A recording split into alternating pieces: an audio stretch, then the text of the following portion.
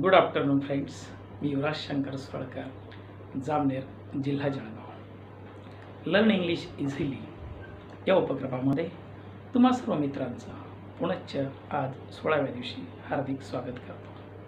मित्र हो, काल आपण प्रेझेंट टेन्स म्हणजे वर्तमान काळ यातील चौथा प्रकार प्रेझेंट परफेक्ट कंटिन्युअस टेन्स, चालू पूर्ण वर्तमान काळ यातील काही प्रश्नार्थक वाक्य शिकलो.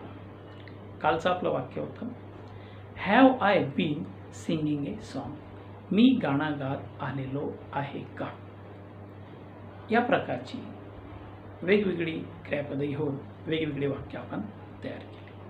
आज आपल्याला चालू पूर्ण वर्तमान काळातील नकारार्थी वाक्य शिकायचे आहे की ज्या वाक्यामध्ये नकार असतो.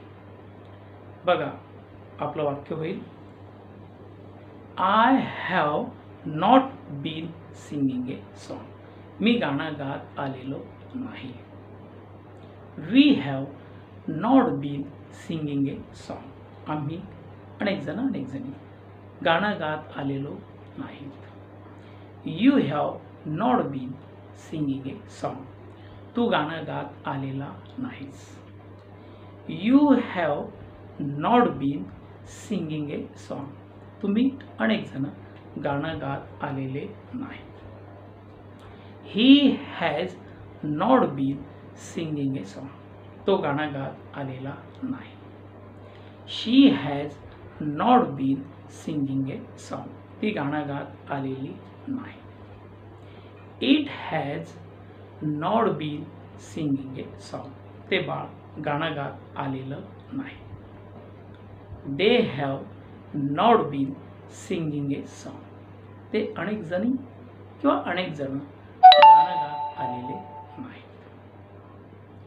प्रकाश has not been singing a song, प्रकाश गाणं गात आलेला नाही. आशा has not been singing a song, आशा गाणं गात आलेली नाही. अजय and मिलिंद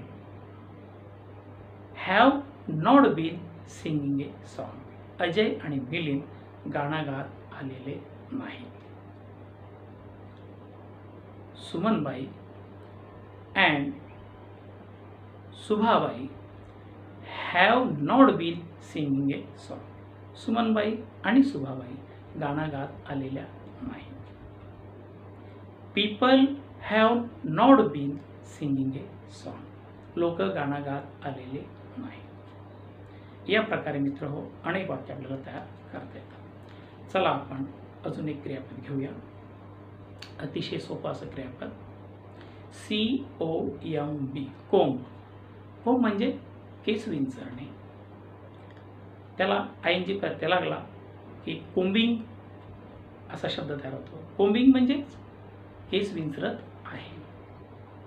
बघा, एक साधं वाक्य होईल, मी केस विंचरत आलेलो नाही किंवा आलेली नाही. I have not been combing hairs, मी केस विंचरत आलेलो नाही. We have not been combing hairs, आम्ही केस विंचरत आलेलो नाही. You have not been combing hairs, तू केस विंचरत आलेला नाहीस. You have not been combing hairs, तुम्ही अनेक जण किंवा अनेक जणी केस विंचरत आलेले नाहीत. He has not been combing hairs, तो केस विंचरत आलेला नाही. She has not been combing hairs, ती केस विंचरत आलेली नाही. It has not been combing hairs, ते बाळ केस विंचरत आलेलं नाही.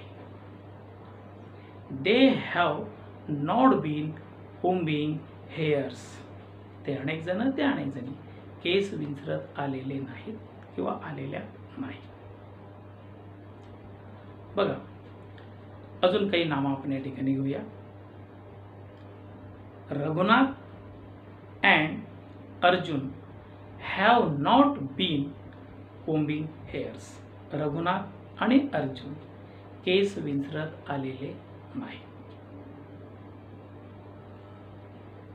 Pratibha and Pratiksha have not been combing hairs. Pratibha आणि प्रतीक्षा केस विंचरत आलेल्या नाही.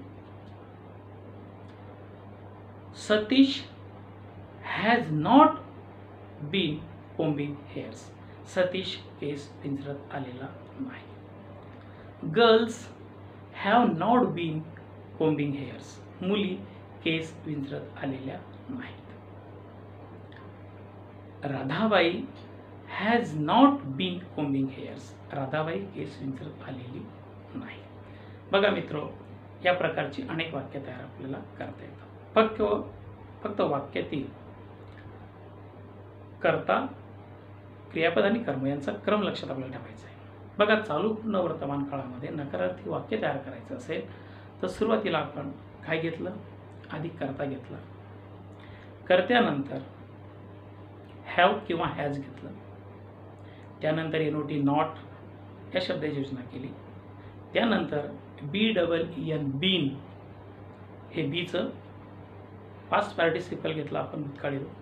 त्यानंतर मूळ क्रियापद COMB त्याला ING प्रत्यय लावला, कोम्बिंग, आणि मग शेवटी कर्म नेहमीप्रमाणे घेतलं. चला तर हा क्रम लक्षात ठेवा. अजून तुमच्या सर्वासाठी एक दुसरं क्रियापद घेऊया. बघा, रिपेअर REPAIR. रिपेअर म्हणजे दुरुस्त करणे. मी घड्याळ दुरुस्त करत आलेलो आहे. हे एक वाक्य आहे. याचं आपल्याला नकारार्थी वाक्य बनवायचं. मी घड्याळ दुरुस्त करत आलेलो नाही.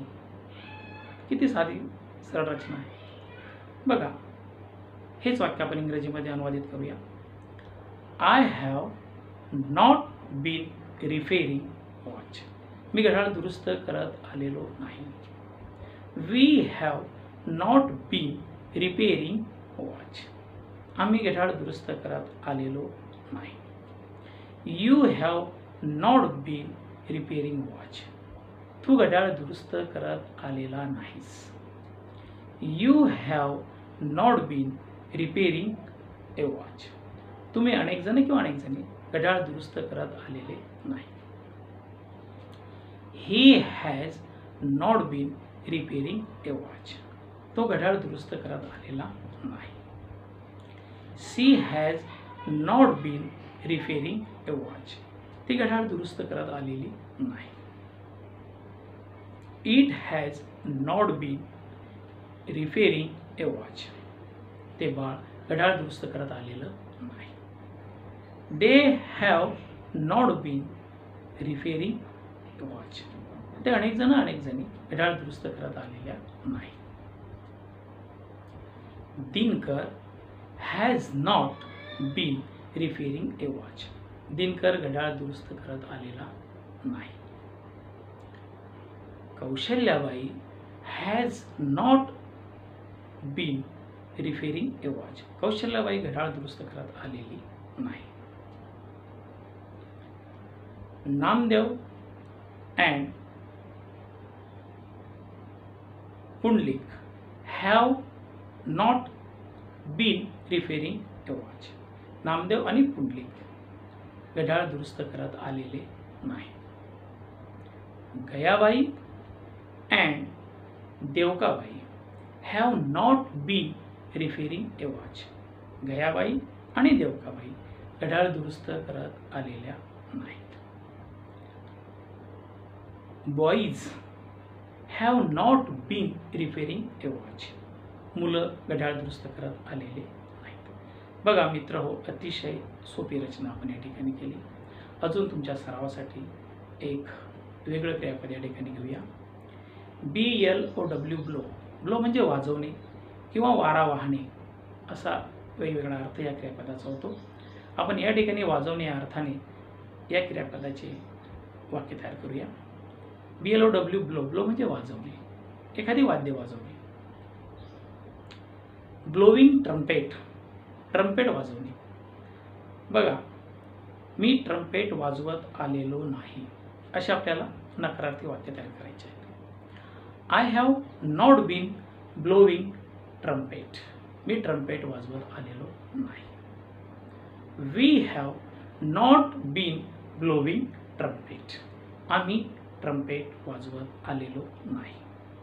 You have not been blowing trumpet, तू म्हणजे एकटा ट्रम्पेट वाजवत आलेला नाही. You have not been blowing trumpet, तुम्ही अनेक जण ट्रम्पेट वाजवत आलेले नाही. He has not been blowing trumpet, तो ट्रम्पेट वाजवत आलेला नाही. She has not been blowing trumpet, ती ट्रम्पेट वाजवत आलेली नाही. It has not been blowing trumpet, ते बाळ ट्रम्पेट वाजवत आलेलं नाही. They have not been blowing trumpet, ते अनेक जणी ट्रम्पेट वाजवत आलेले नाही. बघा, Prakash has not been blowing trumpet, Prakash trumpet वाजवत आलेला नाही. Suresh has not blowing trumpet, Suresh trumpet वाजवत आलेला नाही.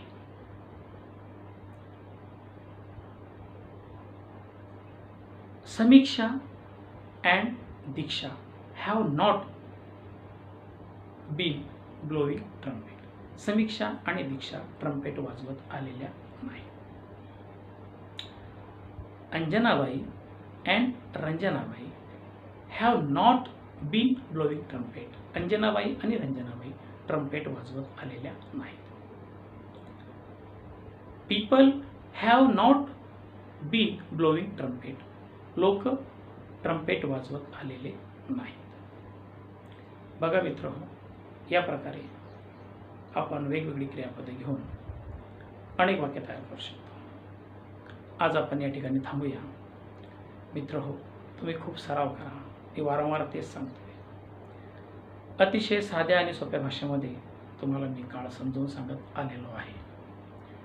तुम्ही जास्तीत जास्त सराव करा आणि सहज इंग्रजी शिका. तुम्हाला अधिक सरावासाठी पुनश्च आज शुभेच्छा देतो. बेस्ट ऑफ लक. धन्यवाद.